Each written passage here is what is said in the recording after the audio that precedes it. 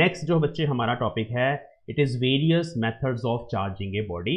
इसको अभी हम डिस्कस करते हैं। तो सबसे पहला मेथड जो होता है which is called charging by rubbing और फ्रिक्शनल इलेक्ट्रिसिटी। तो मेरे पास एक बैलून है, ठीक है। इस बैलून को जब हम रब करेंगे किसी दूसरे ऑब्जेक्ट के साथ, मैं इसको अपने हैंड से रब करूँगा, तो क्या होता है जब हम रबिंग करते हैं ना, तो हम काइनेटिक एनर्जी इम्पार्ट करते हैं।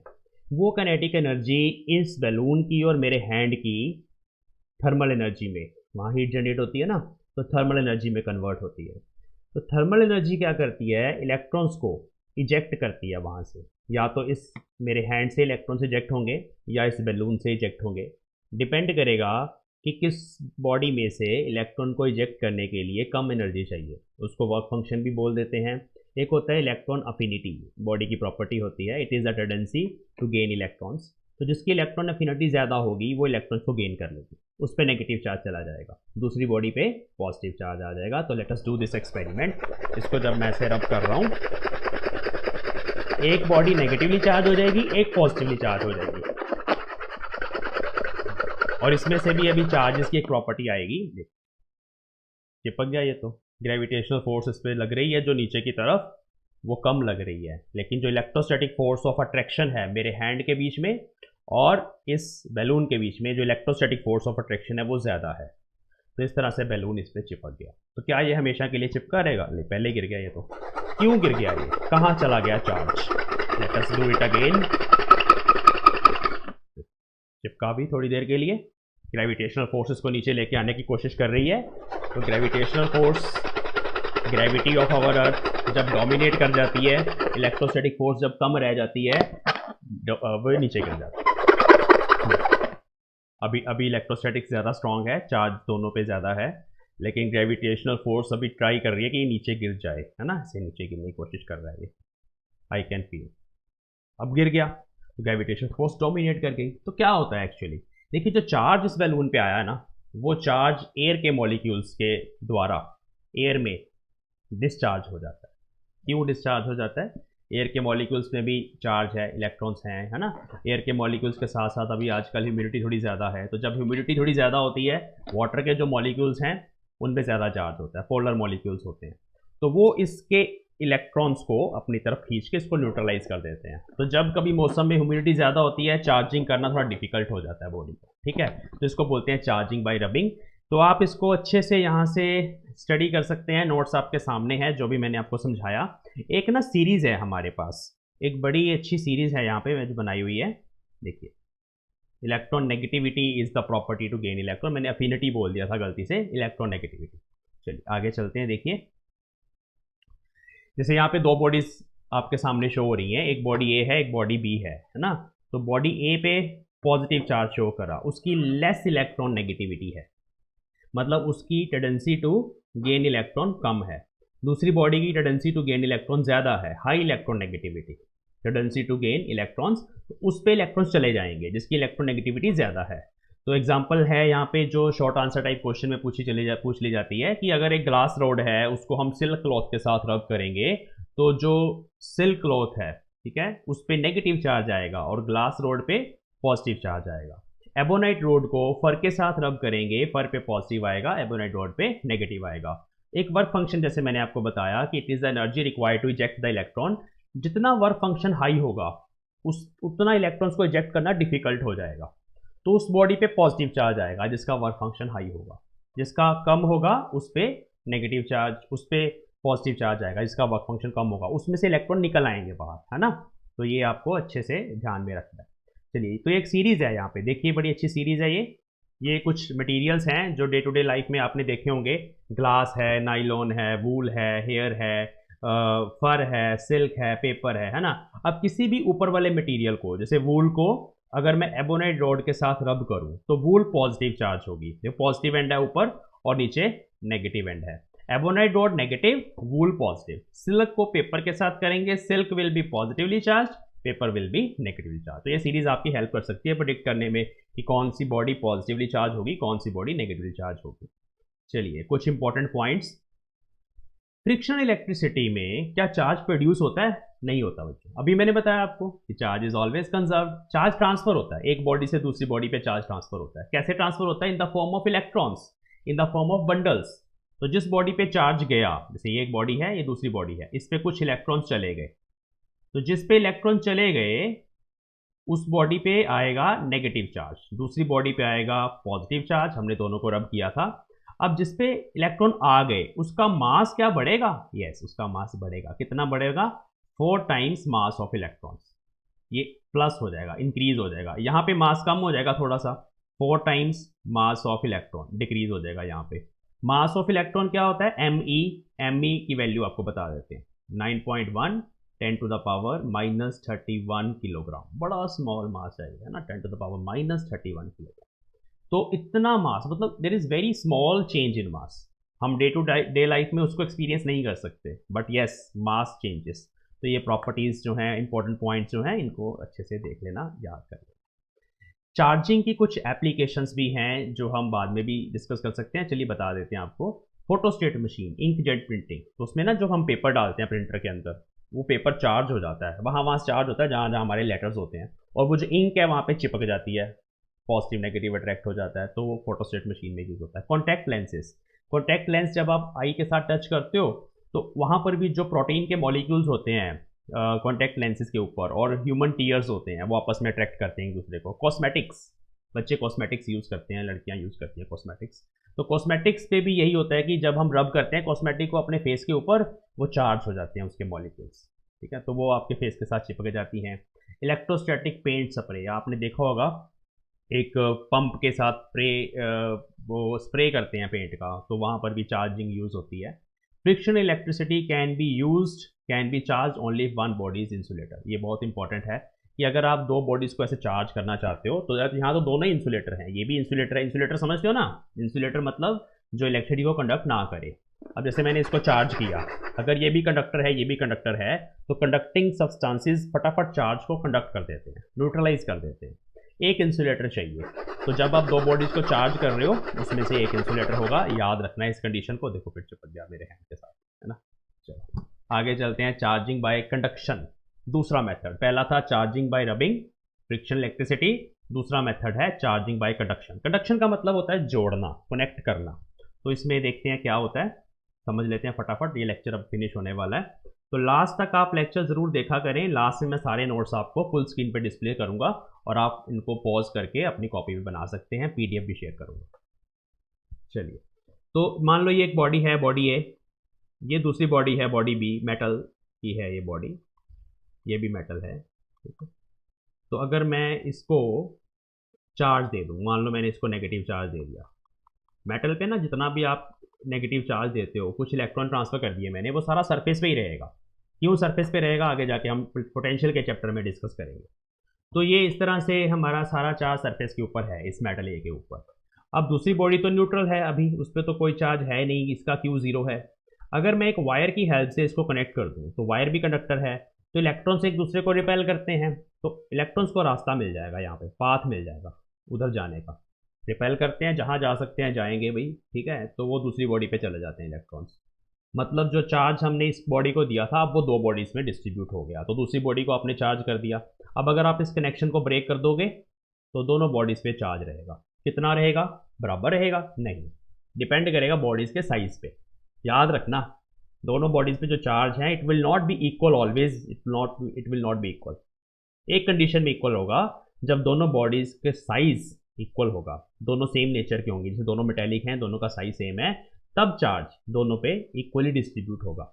लेकिन अगर एक बॉडी बड़ी है, बड़ी बॉल है, एक छोटी बॉल है, लाइक दिस, तो छोटी बॉल पे सरफेस छोटा है, वहाँ कम चार्ज आएगा, बड़ी बॉल पे ज़्यादा चार्ज रह जाएगा जब हम इनको कनेक्ट करेंगे, ठीक है। इसको कैसे सॉल्व करेंगे, किस तरह से फाइंड करेंगे कि दोनों बॉडीज़ पे कितना कितना चार्ज आया? तो ये वाली प्रॉब्लम, आइडेंटिकल साइज वाली प्रॉब्लम, तो आसान है। अभी एक फॉर्मूला बताता हूँ आपको। आइडेंटिकल साइज वाली, आइडेंटिकल साइज मतलब दोनों का साइज सेम है, तब तो आप बड़ी आसानी से सॉल्व कर सकते हो। चार्ज इक्वली डिस्ट्रीब्यूट होता है, ठीक है, बराबर रहेगा दोनों पे। लेकिन अगर एक बड़ी बॉडी एक छोटी बॉडी है, तब इलेक्ट्रिक पोटेंशियल के कॉन्सेप्ट्स लगेंगे, जो हम पोटेंशियल के चैप्टर में जाके स्टडी करेंगे, ठीक है। तो चलिए, किस तरह से हमने दोनों बॉडीज़ पे चार्ज कैलकुलेट करना है, लेट अस सी दैट। एक छोटी सी एग्जांपल कर लेते हैं इसकी। इस पे ना सीबीएसई बोर्ड में क्वेश्चन भी आ जाता है, ठीक है। देखो ये बॉडी ए है, इस पे है +3 कूलम चार्ज, ये बॉडी बी है, ये है न्यूट्रल, इस पे चार्ज है 0। मैंने दोनों को कर दिया आपस में कनेक्ट। जैसे ही कनेक्ट करा तो दोनों बॉडी पे चार्ज होगा 3/2 कूलम, क्योंकि आइडेंटिकल साइज है, इस पे भी होगा 3/2 कूलम। सोचिए कैसे आया ये फॉर्मूला। ये फॉर्मूला आया charge on each body is equal to total charge on system. ये बड़ा आसान सा फॉर्मूला है, total charge on system. System मतलब अगर 4 बॉडीज का सिस्टम है तो चारों पे टोटल चार्ज इनिशियली कितना था, कनेक्ट करने से पहले कितना था, ठीक है, on system divide by number of bodies connected. तो आपने कितनी बॉडीज को आपस में कनेक्ट किया, आइडेंटिकल साइज की, है ना। ये आइडेंटिकल साइज के लिए मैं यहाँ पे लिख देता हूँ, आप भूल ना जाओ, ठीक है। देखो ना, टोटल चार्ज सिस्टम का 3 + 0 3 था, 2 बॉडीज थी, 2 से डिवाइड करा तो ये चार्ज ऑन ईच बॉडी आ गया। इसकी एक और एग्जांपल करते हैं, इंपॉर्टेंट है ये। देखो मान लो एक बॉडी ए है हमारे पास, बॉडी ए, इस पे है 5 कूलम चार्ज। एक बॉडी बी, इस पे है -3 कूलम चार्ज, बॉडी बी। और एक हमारे पास है बॉडी सी, ठीक है, सी दूसरे कलर से चार्ज लिखते हैं, इस पे है +10 कूलम चार्ज। तो वो कह रहा है पहले मैंने ए को बी से कनेक्ट किया, स्टेप 1। फिर मैंने क्या किया, इसको ब्रेक कर दिया, कनेक्शन को ब्रेक करने के बाद हमने बी को सी से कनेक्ट कर दिया। अब फाइनल चार्जेस बताने हैं, ये हमारा क्वेश्चन है। इस नोट्स में भी आपको मिल जाएगा ऐसा क्वेश्चन, देखते हैं नोट्स में, मेरे बने हुए नोट्स हैं, मेरे किसी स्टूडेंट ने लिखे हुए हैं। देखिए ये इस तरह के क्वेश्चन आपके सामने हैं, ठीक है, आप नोट्स में से स्टडी कर सकते हैं। Last method charging by induction भी देखेंगे। तो जब आपने पहले इनको कनेक्ट किया तो सिस्टम में 2 बॉडीज आएंगी। अब इन दोनों पे टोटल चार्ज कितना बचेगा, after first step charge on each body is total charge which is 2 coulomb, 5 - 3 2 हो गया, divide by number of bodies 2, तो 1 कूलम। मतलब डायग्राम बनेगा, ए बॉडी पे अब 1 कूलम आ चुका है, बी बॉडी पे भी 1 कूलम आ चुका है, लेकिन सी पे अभी +10 कूलम ही है, ये बॉडी सी है। अब कह रहा है इसको हमने ब्रेक कर दिया, अब बी को हमने सी से जोड़ा, तो जब बी को सी पे जोड़ा, दिस इज सिस्टम, ये वाला जो है ये हमारा सिस्टम बन गया, सिस्टम ऑफ बॉडीज। तो इस पे अभी हमें क्यू ईच निकालना है, तो Q each will be 1 + 10 11 coulomb divide by 2। तो अब फाइनली इस पे आ जाएगा 11/2 कूलम और इस पे भी आ जाएगा 11/2 coulomb. Final answer is body A पे 1 कूलम, बॉडी बी पे 11/2 कूलम, बॉडी सी पे भी 11/2 कूलम। तो इस तरह के छोटे छोटे क्वेश्चंस हैं जो 1 मार्क 2 मार्क में पूछ लिए जाते हैं। Last method of charging is charging by induction. Induction का मतलब है इंड्यूस कर दिया कुछ, टच भी नहीं करा। कंडक्शन में तो टच कर लिया ना दोनों बॉडीज ने एक दूसरे को, इंडक्शन में नहीं होगा, दूर से ही चार्ज कर देंगे, इन्फ्लुएंस कर देंगे दूसरी बॉडी को, ठीक है। कैसे होगा, let us see with the help of example. तो इसमें हम क्या करते हैं, बॉडी को टच नहीं करते, एक चार्ज बॉडी चाहिए इसके लिए और एक इंसुलेटिंग बॉडी चाहिए। तो इस तरह से जैसे एक सफियर है, डायग्राम आपके सामने बना हुआ है, ये मेटल का सफियर है और ये इंसुलेटिंग स्टैंड के ऊपर होता है, ठीक है। इंसुलेटर इसलिए चाहिए, जैसे मैंने बताया कि अगर ग्राउंड है, मान लो मेटल को आपने ज़मीन पे रख दिया, उसको आपने चार्ज दिया तो वो सारा चार्ज फ्लो कर जाएगा ज़मीन में। जो हमारी ये जो अर्थ है वो भी एक कंडक्टर की तरह बिहेव करती है। तो ये इंसुलेटर है, लकड़ी का बना हुआ है, वुड का बना हुआ है, वुडन स्टैंड, और ये मेटल है, ठीक है। अब मेटल के अंदर क्या होता है, मेटल के अंदर ना एक बड़ी अच्छी चीज़ होती है जो मेटल को कंडक्टर बनाती है, वो होती है इलेक्ट्रॉन्स। कौन से इलेक्ट्रॉन्स, इलेक्ट्रॉन तो सर हर जगह होते हैं, ये होते हैं फ्री इलेक्ट्रॉन्स जो ऑफर पे लगे होते हैं। ऑफर पे नहीं, free electrons means which are free to move anywhere, metal के अंदर आसानी से मूव कर सकते हैं वो। आप फोर्स लगाओगे किसी दूसरी चार्ज बॉडी से मूव कर जाएंगे, ठीक है। अब इस मेटल स्फीयर के सामने आप एक रोड लेके चले गए, एक रोड है ये वाली, इस रोड पे पहले से ही पॉजिटिव चार्ज था। मान लो ये ग्लास रोड है, जैसे अभी हमने देखा, ग्लास रोड को फर्स्ट से रब किया, इस पर ऑलरेडी पॉजिटिव चार्ज है। कितना चार्ज है सर, इस पर क्यू चार्ज है, +Q। हम जैसे ही इस रोड को इस स्फीयर के पास लेके जाएंगे, ये पॉजिटिव चार्ज इसका उसके इलेक्ट्रॉन्स को अपनी तरफ खींचेगा।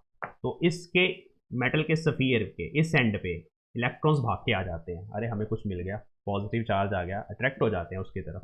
तो इलेक्ट्रॉन्स इस सरफेस पे आ गए लेफ्ट हैंड साइड पे, तो राइट हैंड साइड पे इलेक्ट्रॉन्स भाग के इधर आ गए हैं, तो वहाँ डेफिशिएंसी हो जाएगी इलेक्ट्रॉन्स की। इलेक्ट्रॉन प्रोटॉन इकट्ठे अच्छे लगते हैं ना, एक साइड पे भाग के चले गए ये, उधर क्या बचेगा, दूसरी साइड पे आ जाएंगे प्रोटॉन्स। प्रोटॉन्स मतलब positive charge, deficiency of negative charge is positive charge. अब ये हमारी कॉन्फ़िगरेशन बन गई है एक। अब जब तक ये रोड यहाँ पे पड़ी रहेगी ना, इलेक्ट्रॉन्स की हिम्मत नहीं है कि यहाँ से भाग के वापस प्रोटॉन से मिल जाए, वहीं पे रहेंगे इस एंड पे फिक्स। लेकिन जैसे ही इस रोड को रिमूव करूंगा वापस से न्यूट्रलाइज हो जाएंगे। तो जब वापस से न्यूट्रलाइज हो गए तो क्या बॉडी चार्ज हो गई? नहीं हुई। चार्ज करने के लिए एक और स्टेप चाहिए। क्या अभी बॉडी चार्ज है हमारी? नहीं है। अभी क्या हुआ है? अभी सिर्फ इलेक्ट्रॉन्स और प्रोटॉन्स, इलेक्ट्रॉन्स मूव करे हैं सरफेस पे। इसके सरफेस पे हम बोलेंगे कि यहाँ पे नेगेटिव चार्ज इंड्यूस हुआ है, लेट अस राइट। अभी हम बोलेंगे कि negative charge is induced on the surface, आ गया कहीं से, है ना। ओके, अभी चार्ज नहीं हुई क्योंकि जितने इलेक्ट्रॉन्स हैं उतने ही डेफिशिएंसी है। अगर ये प्लस क्यू चार्ज है तो यहाँ उतना ही माइनस क्यू होगा, यहाँ उतना ही प्लस क्यू होगा, प्रोवाइडेड इट इज मेटल। अगर ये इंसुलेटर है, रबड़ की गेंद है, तब डिफरेंट है थोड़ा सा, वो बताएंगे अभी। तो इलेक्ट्रॉन्स इस सरफेस पे आ गए। अब हमने क्या किया, हमने इस रोड को तो नहीं छेड़ना, हमने यहाँ पर ना एक ट्रिक करनी है, एक वायर लेनी है, उस वायर को ग्राउंड में ऐसे, ये हमारी ग्राउंड है, अर्थ कर देना उसको, इसको बोलते हैं अर्थिंग, जमीन में लगा देना है। तो there are plenty of electrons in the ground, ground पे नेगेटिव चार्ज होता है, तो वहां से इलेक्ट्रॉन आएंगे भागे भागे भागे भागे इस पॉजिटिव को मिलने के लिए, पॉजिटिव को यहाँ से उड़ा देंगे, न्यूट्रलाइज कर देंगे। जितना पॉजिटिव है उतना पॉजिटिव यहाँ से न्यूट्रलाइज हो जाएगा, ऐसे गायब हो गया, और फिर ये वायर भी ऐसे ही टच में रही। ठीक है, तो इस सरफेस पे जो पॉजिटिव चार्ज आया था उसको ग्राउंड से जो इलेक्ट्रॉन्स आए उन्होंने न्यूट्रलाइज कर दिया। जब ये न्यूट्रलाइज हो गए, अब बॉडी पे कितना चार्ज है? सर पॉजिटिव चार्ज अब यहाँ पे नहीं है, सिर्फ नेगेटिव चार्ज है। अब ये बॉडी चार्ज हो चुकी है, लेकिन अभी जो नेगेटिव चार्ज है वो एक साइड पे है। ठीक है, एक साइड पे है। अब हमने क्या करना है, अब आपने इस ग्राउंड को यहाँ से रिमूव करना है, ये सारे स्टेप्स हैं। ठीक है, इस वायर को यहाँ से रिमूव कर देना, ग्राउंड को हटा देना। अब नेगेटिव चार्ज यहाँ पे इस तरह से रहेगा। अब जैसे ही आप यहाँ से रोड को रिमूव करोगे तो आपकी जो बॉडी है वो कुछ इस तरह से नजर आएगी। इस बॉडी पे माइनस क्यू चार्ज चारों तरफ इस तरह से यूनिफॉर्मली डिस्ट्रीब्यूट हो जाएगा। तो देखो, आपने बिना टच किए उसको इन्फ्लुएंस कर दिया दूर दूर से, ब्लूटूथ के जरिए, है ना, चार्ज को बॉडी पे ट्रांसफर कर दिया। इसको बोलते हैं चार्जिंग बाय इंडक्शन। तो दो स्फीयर वाली एग्जांपल भी है जो मैंने नहीं समझाई, वो आप यहाँ से पढ़ लेंगे, यहाँ स्टेप्स लिखे हुए हैं, कुछ काम आप लोग भी करोगे। इसमें हम दो स्फीयर्स को टच करते हैं, तो टच करते हैं तो एक पे नेगेटिव रह जाता है, एक पे पॉजिटिव चला जाता है, फिर सेपरेट कर देते हैं हम दोनों को। तो आपके सामने डायग्राम बने हुए हैं, आप देख सकते हैं, थोड़ा बता देता हूँ। एक तो ग्राउंड वाला है, एक ये है। ठीक है, रोड लेके गए, नेगेटिव पहले स्फीयर पे आ गया, पॉजिटिव दूसरे पे आ गया। तो जब आप दोनों को सेपरेट करेंगे फिर एक पे नेगेटिव बचेगा, एक पे पॉजिटिव।